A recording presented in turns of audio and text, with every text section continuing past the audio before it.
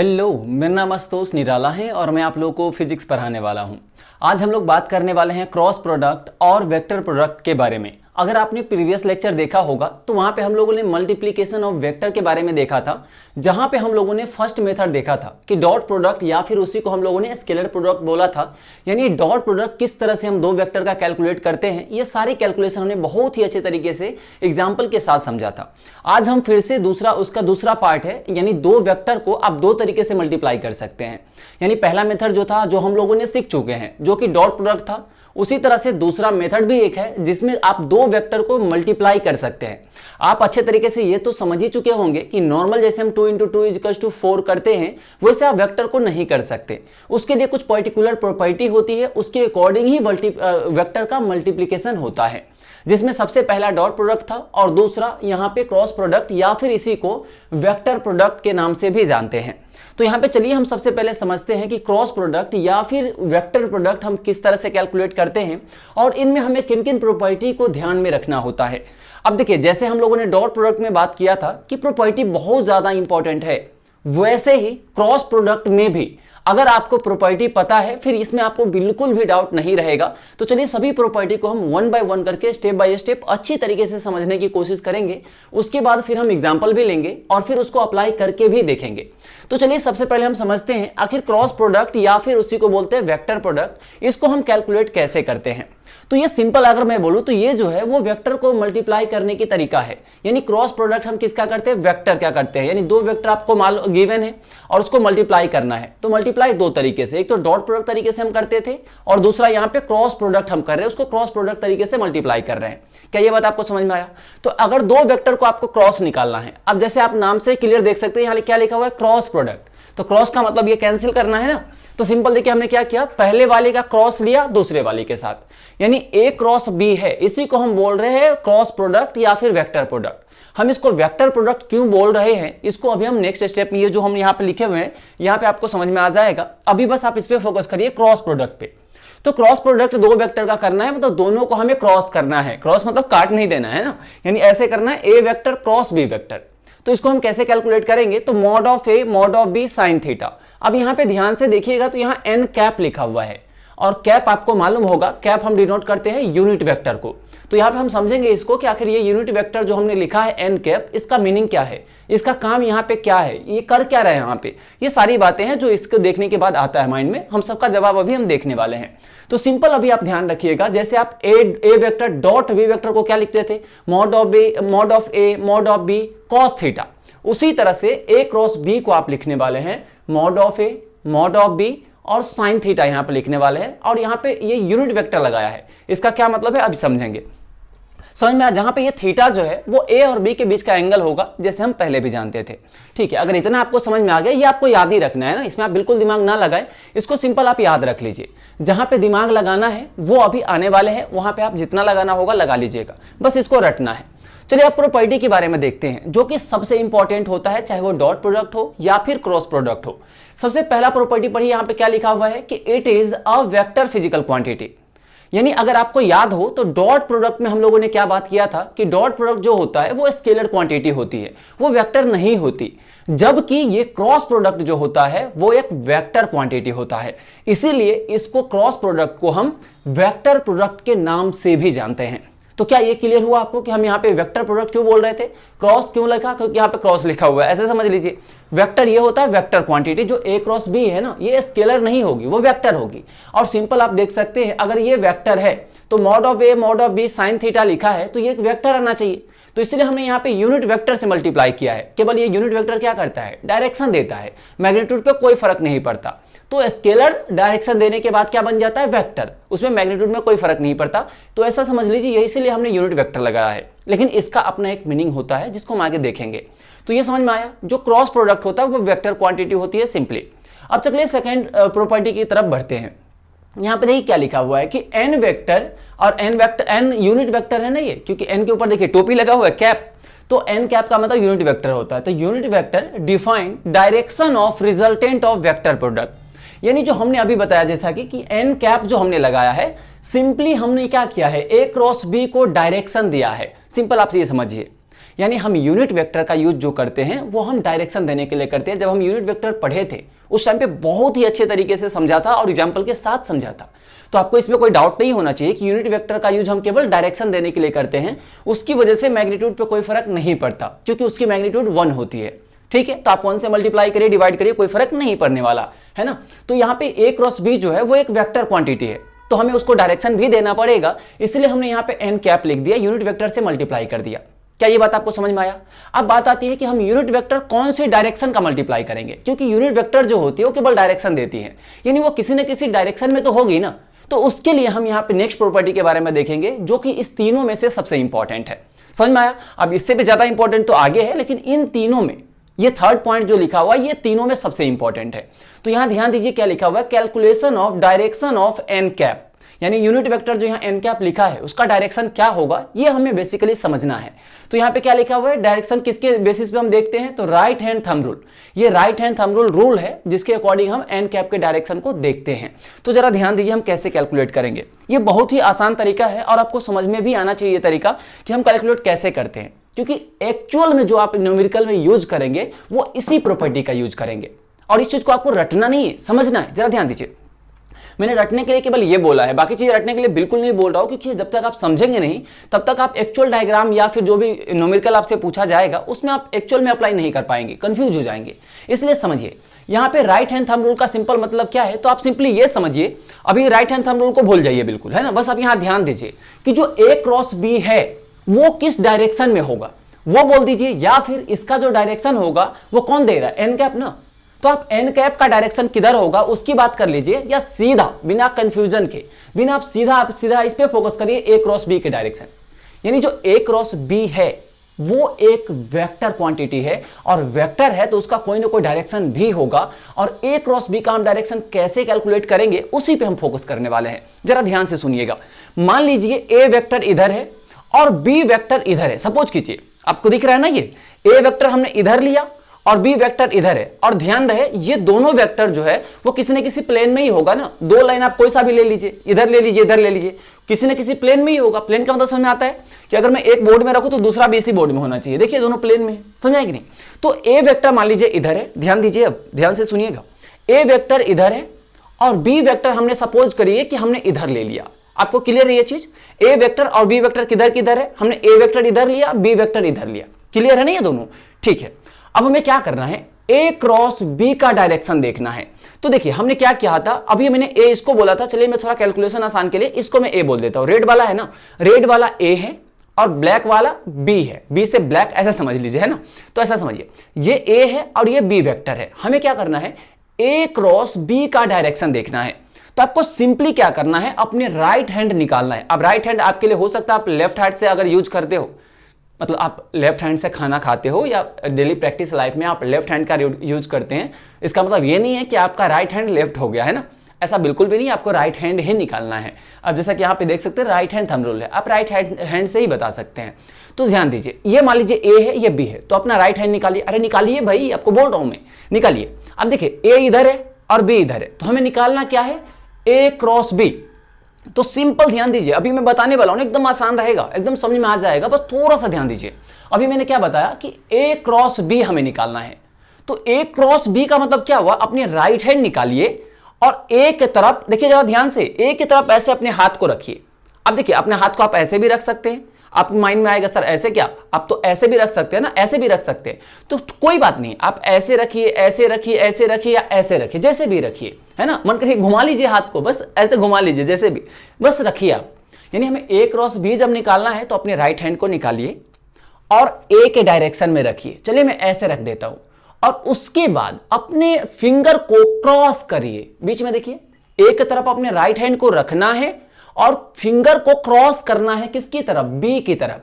तो अब आपका डाउट क्लियर हो जाएगा। आप जो अभी कह रहे थे कि ए तो हम इधर भी रख सकते, ऐसे भी रख सकते, ऐसे भी रख सकते, ऐसे भी रख सकते, आप किधर भी रखिए। तो सपोज करिए हमने अगर ऐसे रखा होता और मुझे बी ये है ना, हमें क्रॉस किधर करना है, फिंगर को बी की तरफ, तो फिंगर तो उल्टा ऐसे क्रॉस तो नहीं, अब किसी का हेल्प मत लीजिएगा, नहीं तो वो तोड़ देगा, है ना। खुद ही क्रॉस करिए। यानी जब क्रॉस करेंगे तो इधर उंगली घूमेगा क्या, नहीं घूमेगा। उंगली किधर घूमता है, इधर की तरफ घूमता है। क्या ये बात समझ में आया? तो हमें क्या करना था, ए की तरफ हाथ रखना था राइट हैंड, और उसके बाद क्रॉस करना था फिंगर को किधर, बी की तरफ। तो इधर तो बी है ही नहीं, इधर है। तो हमें क्या करना पड़ेगा, अपने राइट हैंड को इधर ही रखना पड़ेगा ताकि मैं बी फिंगर को इधर क्रॉस कर पाऊँ आसानी तरीके से। क्या ये बात आपको समझ में आया? तो आपको सिंपली क्या करना है, ध्यान दीजिए, आपको कुछ नहीं करना, बस सिंपल इतना ध्यान रखना है, हमें ए क्रॉस बी निकालना है। तो ए की तरफ अपने राइट हैंड रखना है और इस तरह से राइट हैंड रखना है ताकि फिंगर को क्रॉस करने से दूसरे वाले वेक्टर की तरफ वो क्रॉस हो। क्या ये बात आपको समझ में है? अगर आप ऐसे रखेंगे तो क्रॉस ऊपर हो जाएगा, जबकि बी तो इधर है तो क्रॉस ऊपर हो गया, गलत हो गया ना। तो आपको ऐसे ही रखना पड़ेगा। तो राइट हैंड ऐसे रखिए, ए के लिए, ए क्रॉस बी के लिए बता रहा हूं, बी क्रॉस ए के लिए उल्टा हो जाएगा, अभी हम बात कर लेते हैं। तो ए क्रॉस बी के लिए ए की तरफ राइट हैंड रखना है, क्रॉस करना है बी की तरफ। तो ये करने के बाद थंब आपका जिधर आ रहा होगा ना उधर होगा ए क्रॉस बी यानी एन कैप। क्या ये बात आपको समझ में आया? हमने क्या बताया कि ए की तरफ फिंगर रखिए, क्रॉस करिए, मतलब घुमाइए फिंगर को किधर, बी की तरफ, थंब जिधर आएगा वही आएगा ए क्रॉस बी का डायरेक्शन। क्या इतना आपको क्लियर है? और इतना तो आपको क्लियर हो गया होगा इतना बताने के बाद, ठीक है।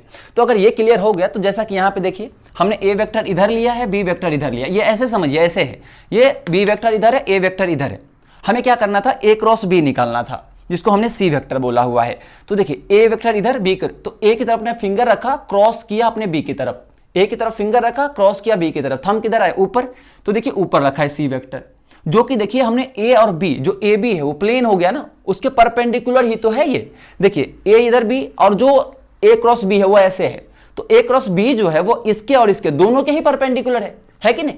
तो इसलिए हमने यहां पे इस तरह से लिखा हुआ है। तो आई होप कि आपको ये थर्ड पॉइंट जो कि सबसे इंपॉर्टेंट था अभी तक में, वो आपको समझ में आ गया होगा।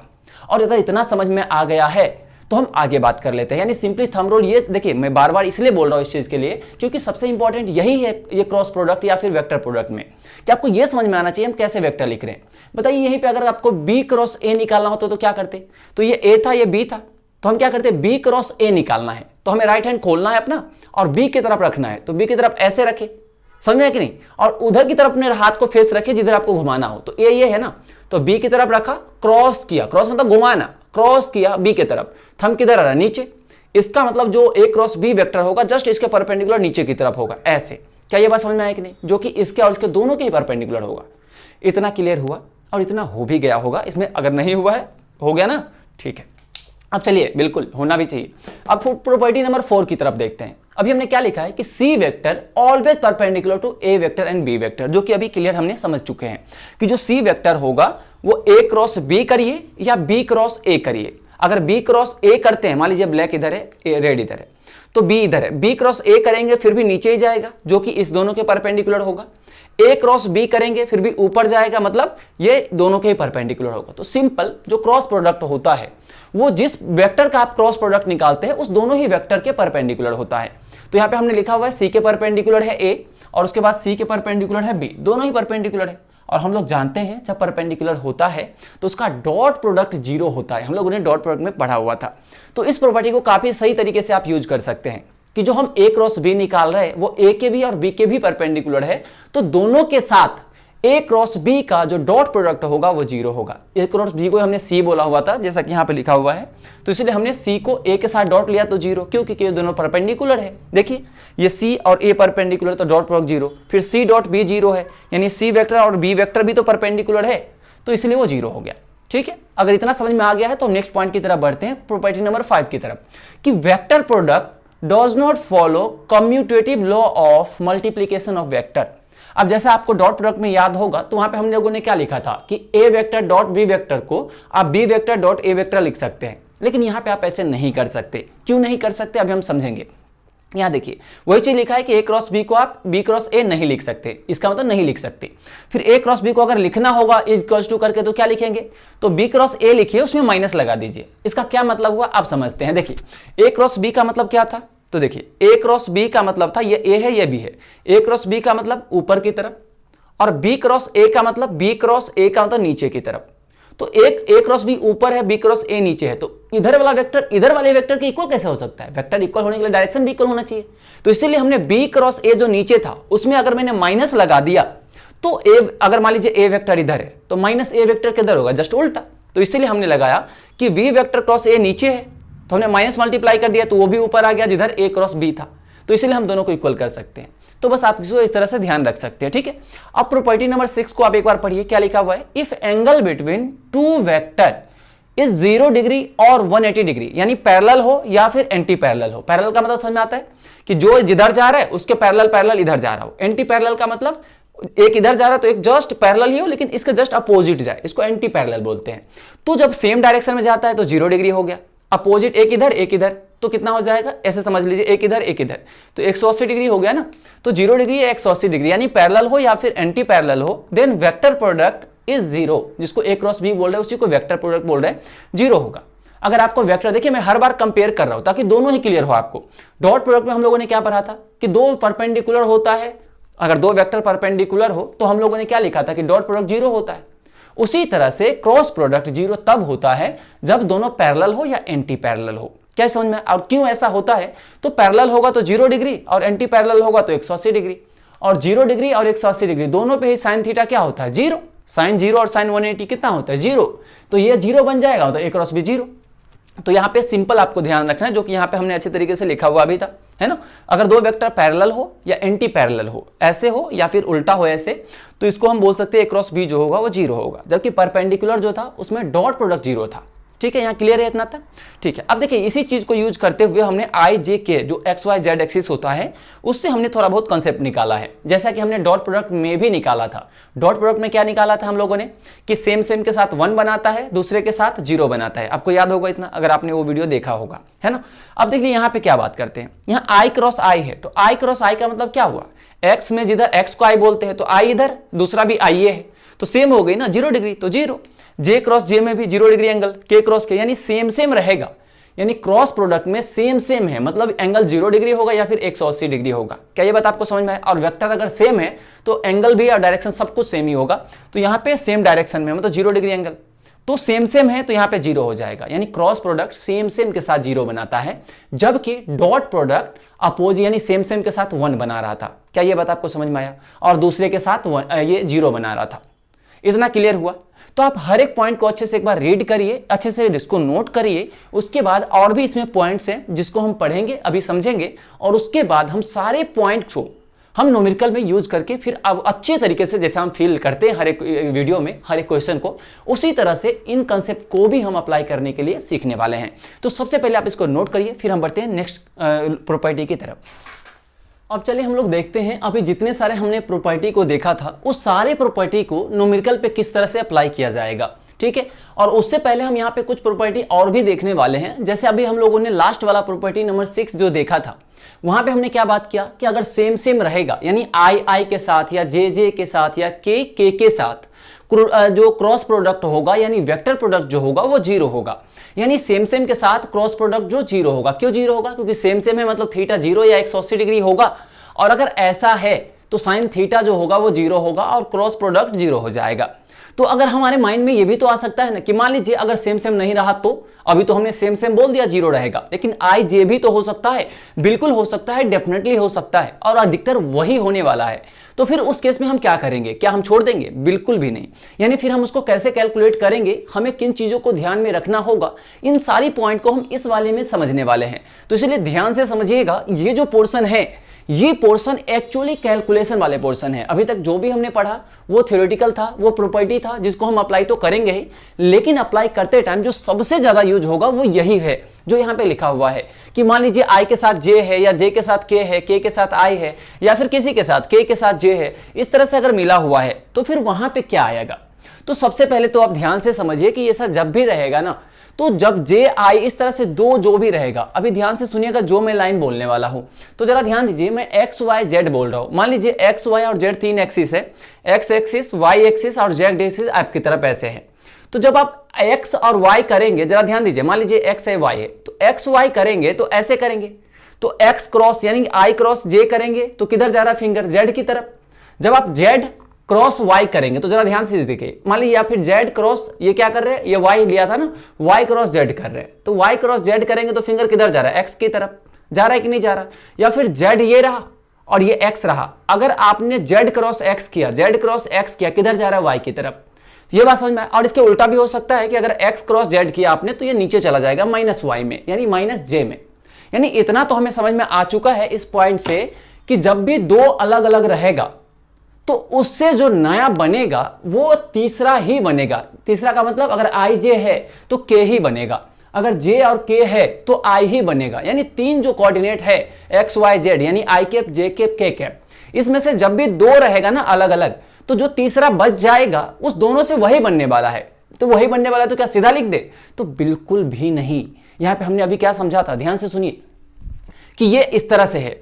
तो जब आप मान लीजिए y क्रॉस x करेंगे तो y क्रॉस x करने से इधर अगर z था तो माइनस जेड आएगा ना इधर, तो y क्रॉस z करेंगे तो इधर जा रहा है माइनस जेड में, लेकिन वही x क्रॉस y करेंगे तो प्लस जेड में जा रहा है। यानी यहां से क्या समझ में आया कि जब i और j रहेगा तो या तो z होगा या फिर माइनस जेड होगा। क्या ये बात आपको समझ में आया? या इसी को हम अगर यूनिट वेक्टर के फॉर्मेट में बोलेंगे तो x और y यानी i कैप और j कैप रहेगा तो या तो प्लस k कैप होगा या फिर माइनस k कैप होगा। अब हमें यही समझना है कि कब प्लस होगा कब माइनस होगा, इसी चीज को बस आप ध्यान दीजिए और इसको हम यहाँ पे समझते हैं। यहाँ पे देखिए सबसे पहले हमने क्या लिखा हुआ है i क्रॉस j, हमें निकालना है i क्रॉस j की वैल्यू कितनी होगी। क्या ये बात आपको समझ में आया? और इतना तो समझ में आया होगा कि एक i है एक j है, यानी एक x एक्सिस एक y एक्सिस है, मतलब दोनों के बीच का एंगल 90 डिग्री और साइन 90 1 होता है, और ये यूनिट वेक्टर है तो दोनों का यूनिट वेक्टर 1 होती है। ठीक है, तो चलिए हम काम की बातें करते हैं। तो चलिए कैलकुलेशन वाली पार्ट हो गई, हम आगे देख लेंगे। तो यहाँ पे बताइए i क्रॉस j हमें निकालना है। तो i क्रॉस j के लिए अभी मैं एक फॉर्मूला लिखने वाला हूं, यानी a vector cross b vector जो हम लोगों ने निकाला था। क्या निकाला था? a वेक्टर का मॉड, b वेक्टर का मॉड और उसके बाद साइन थीटा, और यहाँ पे हमने वेक्टर भी लिखा था, लेकिन ठीक है हम वेक्टर अभी देख लेते हैं। अब बताइए यहाँ पे i और j जो है यूनिट वेक्टर है ना, और यूनिट वेक्टर है तो मान लीजिए a और b कितना हो गया 1 हो गया, क्योंकि यूनिट वेक्टर का मैग्नीट्यूड 1 होता है। और यहाँ पे i और j है, यानी एक x एक्सिस है एक y एक्सिस है, तो थीटा जो होगा वो 90 डिग्री हो जाएगा, और अगर ऐसा है तो साइन 90 जो होगा वो हो जाएगा 1। तो यहाँ से क्या समझ में आया? और यहाँ पे मान लीजिए ये n कैप है ऐसा, तो a क्रॉस b जो रहा वो a क्रॉस b जो रहा वो n कैप के इक्वल आ गया ना। क्या ये बात आपको समझ में आया? तो हमें यही बताना है कि n कैप किधर होगा। तो अब जरा ध्यान दीजिए, यहाँ पे i क्रॉस j है, तो i क्रॉस j करने से क्या आएगा? तो सिंपली आप वो 3D में एक्स वाई जेड एक्सिस में भी सोच सकते हैं, या सिंपल ऐसे सोचिए। मान लीजिए ये ऐसे सर्कल हमने एक ड्रॉ कर दिया और इसमें एक ऑर्डर वाइज आई कैप जे कैप और के कैप लिख दिया, यानी आई के बाद आप एक कोई डायरेक्शन दे दीजिए, या फिर इधर, या मर्जी आपकी तो इधर घुमा दीजिए, कोई फर्क नहीं पड़ेगा। तो हमने क्या लिखा? एंटी क्लॉकवाइज कर दिया, आई जे के ऑर्डर में। आप आई के बाद के नहीं लिख सकते, आई जे के ऑर्डर में आपको लिखना है। उसके बाद देखिए हमने क्या लिखा? आई क्रॉस जे करना है ना, यानी आई क्रॉस जे करना है। तो आई से जब जे जा रहे हैं तो आप ऑर्डर में ही जा रहे हैं या नहीं जा रहे? तो ऑर्डर में जा रहे हैं तो हमें मालूम है आई क्रॉस जे से बनेगा के, ये तो पक्का है। दो जो भी रहेगा उसके अलावा जो तीसरा नहीं रहेगा वही बनता है। जैसे यहाँ पे जे और के है तो यहाँ पे आई ही बनेगा, लेकिन प्लस बनेगा या माइनस बनेगा ये हमें देखना है। तो देखिए आई क्रॉस जे है तो आप सिंपल देखिए आई से जे तक जाने के लिए आपको किधर जाना पड़ रहा है? जिधर डायरेक्शन है उधर ही जा रहे हैं ना, तो डायरेक्शन में ही जा रहे हैं तो आपको के लिखना है किसके साथ? प्लस के साथ, यानी सीधा यहाँ पे लिख देना के कैप। क्या ये बात आपको समझ में आया? फिर आगे बढ़ते हैं, आपको डिटेल में समझ में आ जाएगा, बस ध्यान से सुनते रहिए। जे क्रॉस के है तो हम क्या कर रहे हैं? जे से के तक जाना है, यानी जे क्रॉस के का तो जे से के तक जाना है। तो जे से के तक जाना है तो आपको बताइए आप उसी डायरेक्शन में जा रहे हैं जिधर आपको डायरेक्शन गिवन है, यानी जिधर आपने डायरेक्शन लिया उसी जा रहे हैं। तो डायरेक्शन में ही आप जा रहे हैं ना जे से के जाने के लिए, तो अच्छी बात है। ये अच्छी है तो मतलब हमें जे से के जाना है तो बनेगा तो आई ही, क्योंकि यहाँ जे और के है, तीसरा आई ही नहीं है तो बनेगा आई। अब आई कौन सा बनेगा? तो प्लस वाला। क्यों? क्योंकि आप जे से के जा रहे हैं तो डायरेक्शन में ही जा रहे हैं। फिर आगे बढ़ते हैं, के क्रॉस आई है तो के से आई जाना है तो आप डायरेक्शन में ही जा रहे हैं तो अच्छी बात है, तो आपको प्लस जे लिखना है, यानी सीधा यहाँ पे जे के आप लिख देना है। अब ध्यान दीजिए यहाँ जे क्रॉस आई है तो जरा ध्यान दीजिएगा डायग्राम पे, जे से आई तक जाना है। यहाँ जे क्रॉस आई का मतलब जे से आई की तरफ जाना है। तो जे से जब आई जाइएगा तो ये बताइए आप डायरेक्शन में जा रहे हैं या डायरेक्शन के उल्टा जा रहे हैं? एक्चुअल डायरेक्शन तो इधर था ना आई जे के, लेकिन आप देखिए जे से आई जा रहे हैं, आप उल्टा जा रहे हैं। उल्टा का मतलब गलत बात है, सीधा चलिए तो अच्छी बात है ना, लेकिन उल्टा चल रहे गलत बात है कि नहीं? गलत का मतलब माइनस। तो यहाँ पे आप क्या लिखेंगे? माइनस, और आई जे यहाँ पे है ही तो बचेगा क्या? तीसरा के। यहाँ पे बताइए के क्रॉस जे है तो के से आपको जे जाना है तो आप उल्टा जा रहे हैं, मतलब आप आई को क्या लिखेंगे? माइनस आई। क्या ये बात आपको आप समझ में आ रहा है? आ रहा है या नहीं आ रहा है? बिल्कुल आना भी चाहिए, है ना। यहाँ पे आई क्रॉस के है, ये समझ लीजिए तो फिर आगे का कैलकुलेशन आराम से हो जाएगा। आई क्रॉस के है यानी आई से हमें के तक जाना है, तो बताइए आई से के जाना है तो आपको डायरेक्शन में नहीं अपोजिट जाना पड़ रहा है, तो अपोजिट चलेंगे तो गलत बात है, तो आएगा तो जे ही, लेकिन यहाँ पे माइनस जे आ जाएगा। क्या ये बात आपको समझ में आया? अगर इतना आपको समझ में आ गया, जो कि समझना बहुत आसान है, अब ये देखिए कोई फिक्स डायरेक्शन नहीं है, आप अपने अकॉर्डिंग बस डायरेक्शन ले लीजिए, बस order wise I J cap को सजा दीजिए, और जो भी 2 रहेगा आएगा तीसरा ही जो नहीं है, बाकी प्लस आएगा कि माइनस आएगा। तो आप डायरेक्शन में अगर जा रहे हैं तो प्लस और अपोजिट जा रहे हैं तो माइनस। क्या इतना समझ में आया? अगर इतना समझ में आया तो चलिए मैं इसी चीज को इस एग्जांपल से आपको और भी अच्छे तरीके से समझाने की कोशिश करता हूं, और अभी समझने की कोशिश करिएगा, उसके बाद दूसरा एग्जांपल भी वहां पे हम करेंगे। तो यहां पे देखिए आपको ए क्रॉस बी निकालना है, और ए क्रॉस बी दे रखा है, ए और बी दे रखा है सॉरी, तो हम ए क्रॉस बी कर लेते हैं, और जो भी ए की जगह है मैं लिख देता हूं। तो यहां पे क्या लिखा हुआ है 3i cap plus 4j cap, उसके बाद क्रॉस करना है किसके साथ? 4k कैप के साथ। क्या ये बात आपको समझ में आया? तो आपको सिंपली क्या करना है, ज्यादा कुछ नहीं दिमाग लगाना, सिंपली आपको मल्टीप्लाई जैसे करते हैं वैसे ही करना है। एक बार 3i को इसके साथ प्लस के साथ, उसके बाद 4j के साथ, जैसे हम वहां पे डॉट में भी किए थे। तो हमने 3i कैप इसको किया मल्टीप्लाई किसके साथ?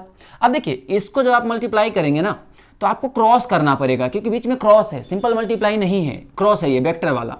तो यहां से 4k कैप, क्या ये बात आपको समझ में आया? उसके बाद प्लस है तो यहाँ पे प्लस लिखा, फिर इस 4j को 4k के साथ मल्टीप्लाई, जैसे सिंपली हम करते हैं, बस यहाँ क्रॉस रखना है। तो यहाँ 4j cap cross 4k cap. क्या ये बात आपको समझ में आया? चलिए मैं इसको भी ब्रैकेट कर देता हूँ, इतना। अब हमें इसको सोल्व करना है, तो कैसे आप सोल्व करेंगे? तो जरा थोड़ा सा दिमाग लगाइए। ये देखिए 3 है, ये 4 है, तो स्केलर है ये 3 4, तो स्केलर में कोई लोच्चेबाजी वाली बात नहीं है, वो सीधा बाहर निकल जाता है। तो ये 4 को 3 से मल्टीप्लाई करिए और बाहर निकाल दीजिए। आपको स्केलर के साथ कोई झमेले में नहीं पड़ना, झमेले में किसके साथ पड़ना है? वेक्टर के साथ, है ना। तो 4 और 3 को मल्टीप्लाई करके आप सिंपली बाहर निकाल दीजिए। तो जैसे ही बाहर निकालेंगे तो यहाँ पे बचेगा 12, और यहाँ पे बचेगा आई कैप क्रॉस के कैप। क्या ये बात आपको समझ में आया? और ये ऐसे ही बन रहा है जैसे हमने यहाँ पे कुछ टर्म्स लिए थे, ठीक है। उसके बाद प्लस लिखा, ये 4 को बाहर निकाल दीजिए 16, और यहाँ पे जे वेक्टर क्रॉस के वेक्टर। अब देखिए इतना तो लिखने में आ जाता है, लेकिन हम मिस्टेक कहाँ करते हैं उस पर काम करते हैं। यहाँ पे हमने क्या लिखा, 3 से हमने 4 को मल्टीप्लाई किया, तो हमने इस तरह से कर दिया। उसके बाद प्लस है तो प्लस लिखा। उसके बाद हम क्या करते हैं, ये सोच लेते हैं कि हम इसको इसके साथ करें या इसको इसके साथ मल्टीप्लाई करें, बात एक ही है। तो हम 4k को पहले लिख देते हैं, 4j को बाद में लिख देते हैं, लेकिन हम गलती यही करते हैं। कैसे? तो अभी हमने क्या लिखा था कि a क्रॉस b को आप इसको a क्रॉस b को b क्रॉस a नहीं लिख सकते। क्या ये बात आपको समझ में आया? अगर आप ऐसा लिखते हैं तो माइनस का फर्क आ जाएगा। एक्चुअली आपको लिखना है तो यहाँ पे माइनस लिखना पड़ेगा। तो क्रॉस प्रोडक्ट जो होता है ना, उसमें आपको ऑर्डर इंपॉर्टेंट है। ऑर्डर आपको मल्टीप्लाई करते टाइम ध्यान रखना पड़ेगा कि हम किसको किसके साथ मल्टीप्लाई कर रहे हैं। अब इसको समझने के लिए जरा ध्यान दीजिए। मान लीजिए ए वेक्टर है, आपको क्या करना है, क्रॉस करना है बी वेक्टर के साथ, उसके बाद सी वेक्टर के साथ। तो जब क्रॉस करेंगे ना तो आप इसको ऐसे ही लिखना होगा कि A vector cross B vector. ये बात समझ में आया? फिर यहाँ पे समझ लीजिए क्रॉस नहीं है, यहाँ पे प्लस है, फिर प्लस ए वेक्टर क्रॉस सी वेक्टर। अब ये कैसे लिखा, तो ए को हमने बी के साथ क्रॉस किया तो ऐसे लिखा, फिर प्लस ए को हमने सी के साथ किया। अब आपके माइंड में ये आ रहा होगा कि चलिए सर यहाँ पे ए को बी को करना है तो मैं क्या करता हूँ, बी क्रॉस ए कर देता हूँ, क्या ही फर्क पड़ता है। प्लस यहाँ पे मैं ए क्रॉस सी को सी क्रॉस ए कर देता हूँ, क्या ही फर्क पड़ता है। लेकिन नहीं, बहुत फर्क पड़ता है, ये गलत हो जाएगा, क्योंकि वेक्टर प्रोडक्ट है ये। क्रॉस प्रोडक्ट जो होता है ऑर्डर इंपॉर्टेंट होता है। यानी जब आप ए बी को मल्टीप्लाई करेंगे तो ए पीछे रहेगा, बी आगे रहेगा। ऐसे जब ए को सी से कर रहे हैं तो ए क्रॉस सी होगा, ना कि सी क्रॉस ए होगा। तो ये ध्यान रखिएगा। अब चलिए आगे बढ़ते हैं। यहाँ पे आई क्रॉस के है, तो सिंपली आप इसी तरह के माइंड में अपना सर्कल बनाइए, आई क्रॉस के। तो आई से अगर के तक जाना है तो उल्टा जा रहे हैं, मतलब यहाँ पे ये क्या बनेगा, माइनस जे। तो 12 बनेगा माइनस जे कैप। क्या ये बात आपको समझ में आया? उसके बाद यहाँ प्लस है तो प्लस, उसके बाद देखिए 16, तो ये तो एज इट इज रहेगा। जे क्रॉस के है तो जे है और के है, तो जे से के तक जाना है तो आप डायरेक्शन में जा रहे हैं, अच्छी बात है।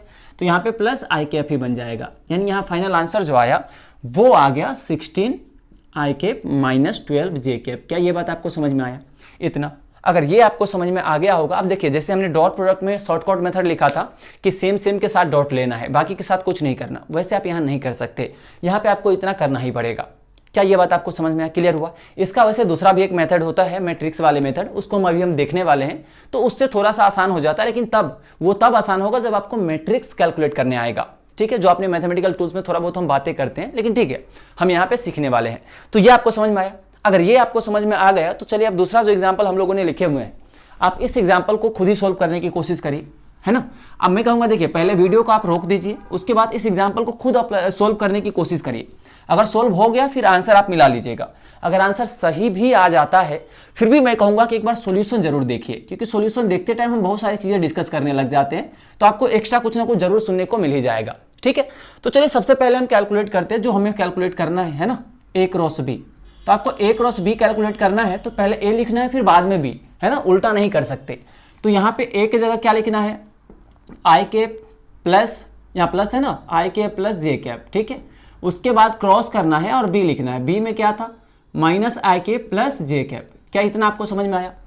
अब अगर इतना समझ में आ गया उसके बाद आप यहाँ पे क्रॉस प्रोडक्ट आपको सिंपली करना है। तो आप चलिए क्रॉस प्रोडक्ट करते हैं। तो देखिए सबसे पहले आपको क्या करना है, इस वाले को जो आई कैप है उसको इस पूरे में मल्टीप्लाई करना है। मतलब मल्टीप्लाई का मतलब यहाँ क्या करना है, क्रॉस करना है। उसके बाद जो ये दिख रहा है ना आपको, ये जो जे दिख रहा है, इस जे को आपको इसके पूरे के साथ क्रॉस करना है, जैसे हम लोगों ने डॉट में भी किया था। बस यहाँ पे क्या करना है, हमें क्रॉस लेना पड़ेगा। तो चलिए सबसे पहले आई को करते हैं। तो जैसे आई आप लिखेंगे तो ऐसे ही लिखेंगे, आई क्रॉस, ध्यान रखिए क्रॉस है, सिंपल मल्टीप्लाई नहीं है। फिर इधर क्या लिखा है, माइनस आई कैप प्लस जे कैप। इसमें कोई डाउट तो नहीं होना चाहिए, फटाफट लिखिए। उसके बाद प्लस है तो यहाँ पे प्लस, अब इस जे को सबके साथ क्रॉस करना है।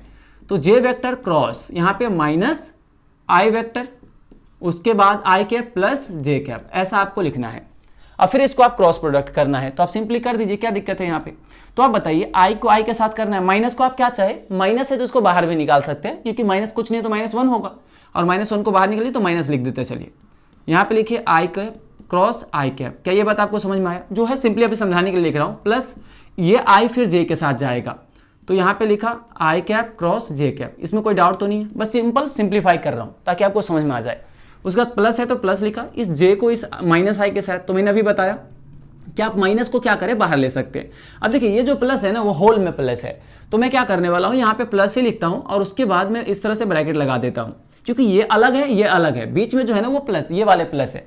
तो चलिए मैं इसको भी क्या करता हूँ, एक ब्रैकेट में इस तरह से घेर देता हूँ। ठीक है, उसके बाद जे को मैं माइनस के साथ लिख देता हूँ, जे वेक्टर क्रॉस आई वेक्टर। अब एक चीज ध्यान रहे, यहाँ पे जे को आप आई से क्रॉस कर रहे हैं, इसलिए आई क्रॉस जे नहीं लिख सकते, जे क्रॉस आई ही लिखना पड़ेगा। ऑर्डर इंपॉर्टेंट है जो अभी हम समझा रहे थे।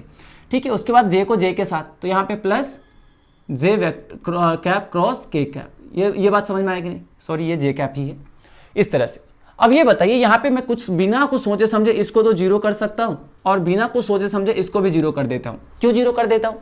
क्योंकि हमने बताया सेम सेम रहे तो क्रॉस जो होगा जीरो हो जाएगा। क्या समझ में आई चीज़? अगर ये समझ में आ गया तो फिर आगे आप आराम से लिख सकते हैं, आई क्रॉस जे है। तो बताइए आई क्रॉस जे करेंगे तो आई से जे जाना है तो डायरेक्शन में जा रहे हैं, तो यहाँ पे प्लस के आ जाएगा, यानी ये जो आया वो प्लस के साथ आ जाएगा, यानी के कैप। उसके बाद प्लस है तो प्लस लिख दीजिए, होल ब्रैकेट। अब बताइए ये क्या होगा, यहाँ माइनस तो है ही सही, तो माइनस तो पहले से है तो माइनस भी लिखना है यहाँ पे। ठीक है, इसको गलत नहीं करना है। और उसका जे क्रॉस आई है, यानी जे से आई की तरफ जाना है, तो जब जे से आई की तरफ जाएंगे तो उल्टे डायरेक्शन जा रहे हैं ना, तो उल्टे डायरेक्शन जा रहे हैं तो माइनस के साथ के लिखना पड़ेगा। गलत बात है ये, है ना, उल्टे डायरेक्शन में चल रही है तो गलत बात है, तो माइनस के साथ। तो यहाँ पे देखिए के कैप और माइनस माइनस प्लस बन जाएगा के कैप, यानी फाइनल जो यहाँ पे ए क्रॉस बी निकल के आया जो हमें कैलकुलेट करना था वो सिंपली आ गया 2k कैप। क्या ये बात आपको समझ में आया? तो जरा ध्यान से देखिए, और आपने जो सोल्व किया था क्या आपका आंसर मैच किया, बहुत अच्छी बात है, आपको समझ में आ गया है। तो जितने सारे हम लोगों ने प्रॉपर्टी और जो भी एग्जाम्पल हम लोगों ने आज किया है वो सारे प्रॉपर्टी को आप अच्छी तरह से रीड करिए। उसके बाद जितने सारे हमने एग्जाम्पल अभी करे हैं सारे एग्जाम्पल को फिर से दोबारा आप अपने हाथों से सोल्व करें बिना सॉल्यूशन देखें, तब एक्चुअली आपको पता चलेगा कि कितना आपको समझ में आया है और कहाँ एक्चुअली आपको डाउट आ रहा है। जब हम नेक्स्ट क्लास में सीखेंगे और भी इसके मेथड है दूसरे, वो दूसरे मेथड के बारे में हम नेक्स्ट क्लास में सीखने वाले हैं और कुछ और भी वहाँ पे प्रॉपर्टी आएंगे, उसको सीखने के बाद हम उससे रिलेटेड एग्जाम्पल करने वाले हैं। तो उससे पहले आपको ये कंसेप्ट क्लियर होना चाहिए, तब जाके वहाँ पे आपको और अच्छे तरीके से समझ में आएगा कि हम क्या कर रहे हैं और कहाँ पे आपको एक्चुअली डाउट आ सकता है, ये बिल्कुल क्लियर दिखाई देगा। ठीक है, तो आप सभी को अच्छे से नोट करिए, सभी एग्जाम्पल को फिर से दोबारा आप सोल्व करिए। हम मिलेंगे नेक्स्ट लेक्चर में। जय हिंद।